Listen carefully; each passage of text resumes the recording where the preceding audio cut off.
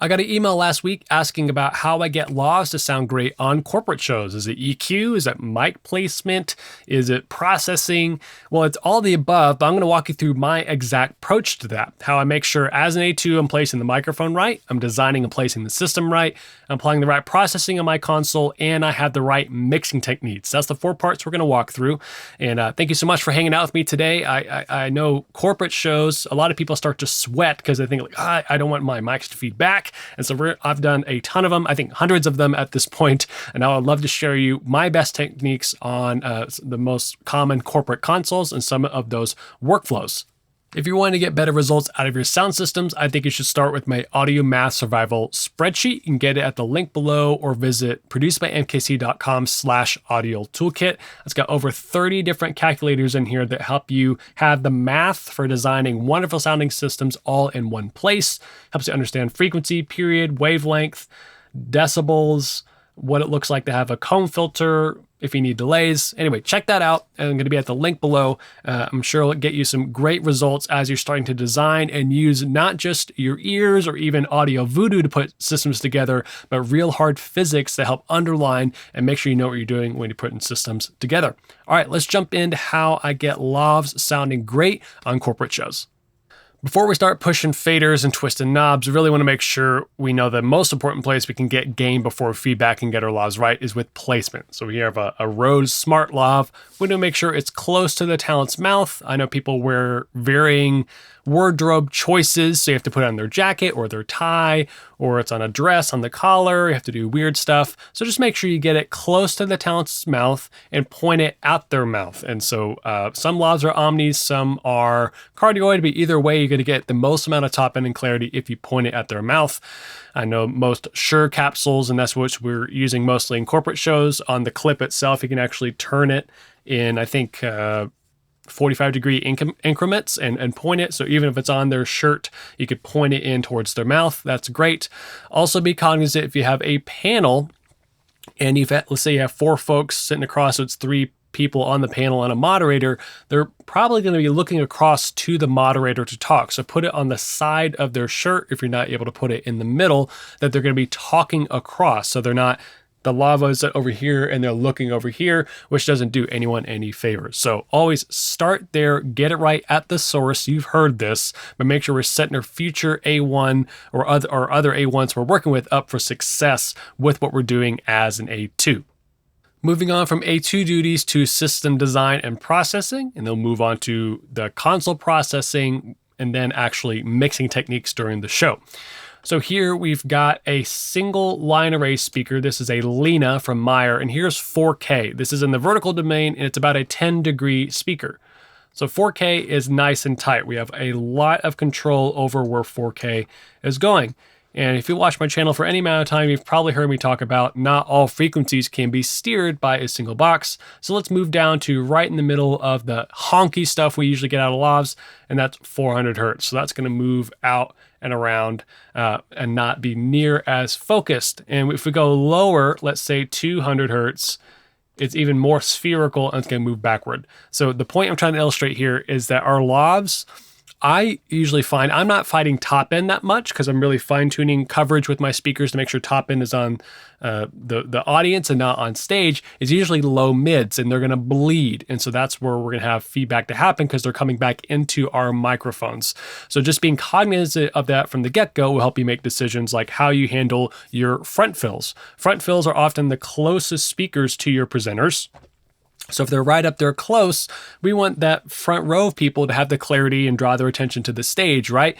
But they don't need a whole lot of 200 or 400 because they're getting it from it swimming around in the room or from the main PA. So I'm not afraid to use a low shelf on that matrix output or on my system processor to those front fills to take away those low mids. It's just kind of a sneaky place where we get a lot of bleed back into the microphones. So overall, optimize your PA for coverage and clarity because intelligibility in a corporate show sits higher than the naturalness of the sound. You know, some punk rock or indie bands, it needs to sound full and huge and vibey, and it's like really fast vocals, and having absolute dictation to every single syllable is nice to have, but having it full and huge and the effects swimming around and just be really expansive experience sits a little bit higher. But that's a little bit different in corporate shows. So we want clarity above all else so people can lean in and connect with what's going on. So all that being said, optimize for coverage and clarity with your designs. Be aware that the room is going to add some low mid energy, and also the speakers that are closest to your presenters, or at least from a level perspective, don't be afraid to pull up some low mids or do that on the PA overall. So I'm not afraid to do that. If you have a show where we have both a band and the lavs, we're going to talk about how to manage that in your console to make sure the PA still stays nice and full for a band, but make sure the low mids on the lavs are managed. So that's a quick tour through system thoughts as far as the design and processing. Now let's jump into my console processing. My console today is a QL1 from Yamaha. It's very similar to the CL series. I see there's a ton on corporate shows, which is why we're going to hang out here. A lot of these features are also available on other desks, but this is just a really common corporate console. So that's what we're going to be using. So here's what I'm going to be doing on the channel step processing, my routing, how I'm managing the subgroup, and then we'll get into the mixing techniques. So here is my starting point EQ for a lav. I wish I could make this window bigger. They didn't do us any favors, Yamaha. So with the editor, but I am doing a high pass filter at 160, and then I'm doing a low mid cut or ish at 400. So 6 dB at 400 with the Q of 1. So nothing crazy. You may think like, well, is that a PA problem? Is that a feedback problem? Or why am I starting with that low mid cut? Even if I was mixing broadcast, I would still be doing this. I just find that most lavs have a just honky, boxy, cardboarding sound at 400s, a build up there. So even if I'm mixing broadcast, independent of a PA, independent of a room, I'm going to start with something like this. And then I'm not afraid to bring that down if I need to. Then I'll usually have another band sitting right here about 1K if we need to taper that. And we just kind of slope up into our top end. So that's where I would be starting if I were mixing a corporate desk and just kind of going through and making my show file. The next thing I'm going to be using is a Dugan auto mixer, and I'll come back to more console processing here. But on this desk, let's see if I can find these windows. Here I've got the rack, virtual rack, and on the GEQ, I can switch this over to an auto mixer. So the Behringer X32 has this on the first 8 channels. Allen and Heath has their version of this, and they also have this algorithm as well. If you're unfamiliar with an auto mixer, it basically can sense, up to 16, in this case, dialogue inputs and automatically find out what's the strongest or most likely to be speaking right now, and then shut off the other ones. So it's not technically a gate, it's more gain sharing is what's going on here. But I can patch that. So channel 1, I have lav 1 and it's here.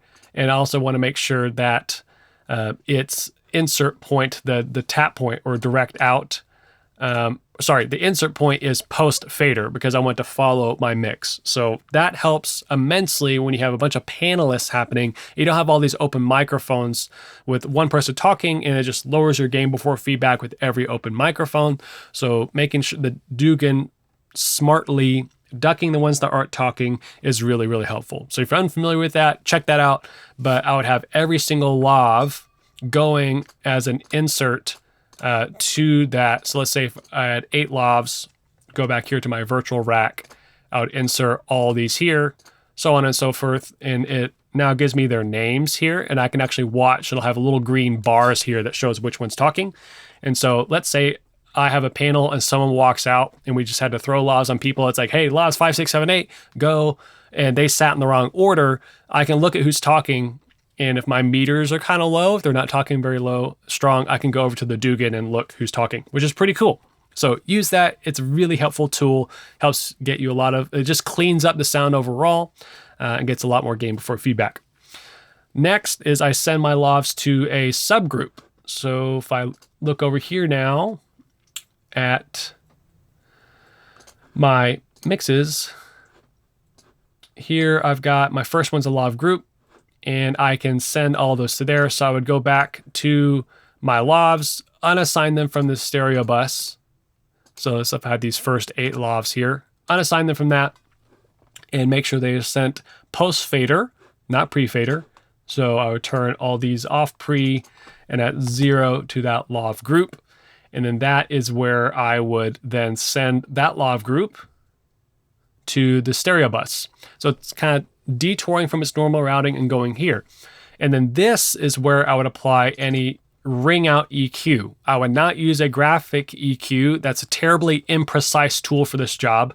I would be using the parametric here. And so the selected channel here, I would then, if I wanted to go through any ringing out, I had my A2, wear a lav, get on stage, just read something on their phone about where the main presenters will be there and kind of walk around there and see if there are any common frequencies that are feeding back.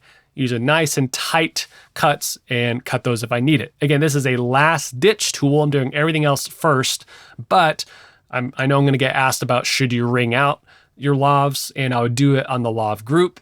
And this also helps because you're not sending a lav. If you do it on the lav channel strip itself, if you're sending that to a broadcaster program, they're hearing that lav all chopped up. I only want something that's happening in the room to be processed there and programmed to be separate. So I would be doing it here on the EQ for the lav subgroup, and then that's sent to the mains.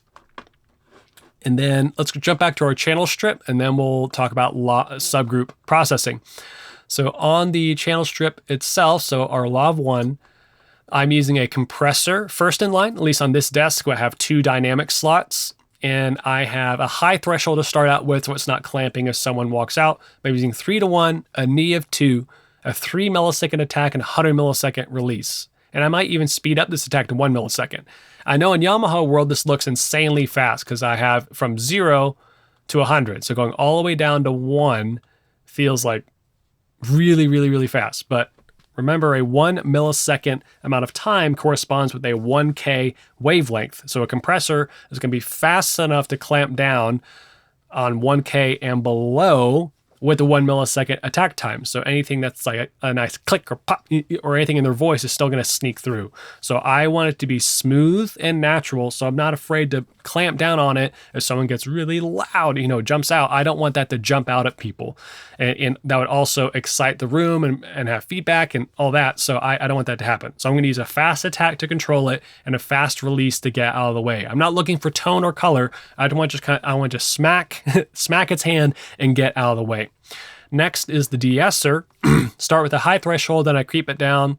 And depending on gain structure, I usually end up creeping it down to about -35. My lavs are coming in, hitting -18. The frequency I start with is 7.1 kilohertz. That's about middle of the S range. Some people are higher, some people are lower. Then I put it on band pass mode, not high pass filter mode. So it just focuses on that specific band. And then a medium Q, 1.6, something like that. So that's how I'm processing the lavs to manage dynamics and then de-essing after that. And that's when they're sent post fader to my lav subgroup. Now let's move to how I process that subgroup. I'm doing 2 main things here. First, I'm using a dynamic EQ. So I would then first insert 1 mix 9. I would have this pre-fader. So this dynamic EQ, the settings I'd have, sorry, I lost it here. No, I'll dial it in. Let's just do that. So the 1A on the lav group, I put one band at 200 hertz, next band at 500 hertz, a key of 2 on both of them. Ratio 3-to-1. So a dynamic EQ is only applying an EQ cut when the signal goes above my threshold. So that threshold needs to be fine-tuned with the show. So I leave it high to start so I don't surprise myself or at the start of rehearsals, and then I'll gradually bring it down to where if someone has a really emphatic point or is jumping out, this can kind of duck those down. So again, since it's the low mids that I'm usually having to manage so much with feedback, I don't want those to jump out. So I'm using this 200 hertz and 500 hertz to take care of that. If I'm having a problem with something sounding bitey or thin or tinny, I would move this band up to 3 or 4K and manage some of that. But usually it's the low mids that are getting me. So 200 to 500 hertz is the dynamic EQ. So 2 to 1, 3 to 1 is where I'm starting there. And that, again, that's applied just on the house feed, not program, if you're sending it out for records or overflow or something like that. So be cognizant of that you're not going to be hearing that on program. You can make a duplicate of it and apply it on a separate subgroup that's being sent to program, but don't do your ring out there. That gets a little bit complicated if you have enough mix buses to do that and have enough processing, but that's how I would handle that if you need to send it multiple places. And that would also go, let's go to insert 1. Let's go to insert 2, channel 2, channel, or mix bus 1. Here we go, sorry. Get my bearings here. And then after that dynamic EQ, I would use the primary source enhancer. So this is a wonderful tool. I don't honestly really understand what it's doing, but it's functioning like a gate in my mind. So it's a really finely tuned gate that can help get rid of ambience in between someone talking. It could also be used on tom mics to get rid of cymbal bleed. I have a buddy that uses it for that. But I usually start with it about 6 dB of reduction and a threshold way low. So if I want someone talking really softly, don't want to clamp down on them, I keep the time constant at C and put it on peak. So I can know for sure that signal will be getting above that. So it's just going to help on that law of group if no one's talking, duck down that ambient noise just so I'm not having it swimming around. Again, further enhancing my gain before feedback levels. All right, I think that covers the processing. Let's do a quick review of that, and then we'll jump into some show mixing techniques. So normal gain structure is happening with the lav. It's coming in -18. First thing it's hitting is this EQ. I've got a high pass filter at 160, a 6 dB cut at 400 with the Q of 1. Sometimes we'll tighten that up to 1.5. Just kind of depends on the presenter. It hits a compressor, 3-to-1 ratio, fast attack, fast release. Hits a de-esser, 7.1K center frequency, -35 for the thresholds, usually where it ends up being at. All these channels are not going to the stereo bus. They're going to a lav subgroup. That subgroup is sent at Unity to the stereo bus, but it has some processing on the way. And that processing is a dynamic EQ and the primary source enhancer.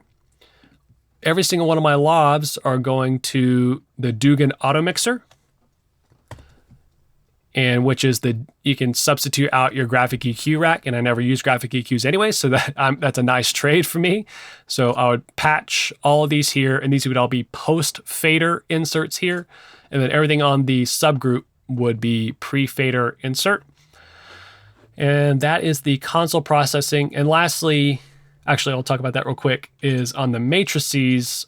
Let's say at a PA matrix, I would not be afraid to use a low shelf to help bring out some of the lows in the PA overall if I'm struggling with the room, having sound treatment at the top end and at the low end. But anyway, don't hesitate to take that out if you don't need it. If you have a band as well and you really need that punch out of the PA, that's when I would move to the lav subgroup and do it there. So go to my mix, and on this actual selected mix, which I'm sorry, I'm having a hard time finding it. Here we go. So our lav subgroup, select its EQ is where we did a little bit of ringing out here. But if the PA has a lot of up tilt because there's a band and you don't want to like switch scenes on your system processor or even on your console to figure that out, it's a tight transition, I would go ahead and use a low shelf down here and take it out of that subgroup just so you're not having to do two things at once, if that makes sense. Okay, last, moving on to some show mixing strategies. Two main things here. If I've got lots of presenters on stage, maybe a panel of 5 or 8 people or whatever, when usually there's gonna be like a bumper video or a track that plays them on, they're taking the stage, they're up. All of them are coming up at -5, maybe 0 even. I have like my hands there on the faders just to see who's gonna talk. I'll find, hopefully my moderator who's gonna go first. They stay at 0. Everyone else goes to -5 at least. They're ducked down. Since it's a lot of open microphones at once, the Dugan's going to have to work extra hard to figure out what's going on. So I just give the Dugan or the auto mixer a clue by bringing down the others and make sure it's latching onto my moderator as everyone gets seated. So, but I'm not going to bring them down more than -5 or -10, because if they want to say something, I don't want the first couple words to get chopped off. I have to bring them up. You can trust the auto mixer to help you with that. It's going to do a really good job. As long as you're having all your faders at unity with the auto mixer, your PA is stable, you're not worrying about feedback, you can keep them there. But I'll say during the show, you're gonna have to watch for people taking a drink from their water bottle, or they're scratching their shirt. So just kind of keeping your eyes scanning of all the people on stage to see like when do they need to pop up or maybe duck out a little bit. Or otherwise, the person that's talking is at unity or a little bit more if they're a soft talker as far as the fader. Everyone else is at -5, maybe -8. Then I'm just watching about who they're gonna pitch to, and I'm ahead of time moving that fader up to unity so we have the first part of their words. All right, that was a lot of fun corporate stuff, how to make sure your lofts sound amazing on your next show. We talked about making sure getting the mic placement right, getting the system design and tuning right, processing them right on your console, and then mixing them with detail. If you like the resource below, my Audio Math Survival spreadsheet, you can get that at the link below or at producedbymkc.com/audio toolkit. I'll see you next time.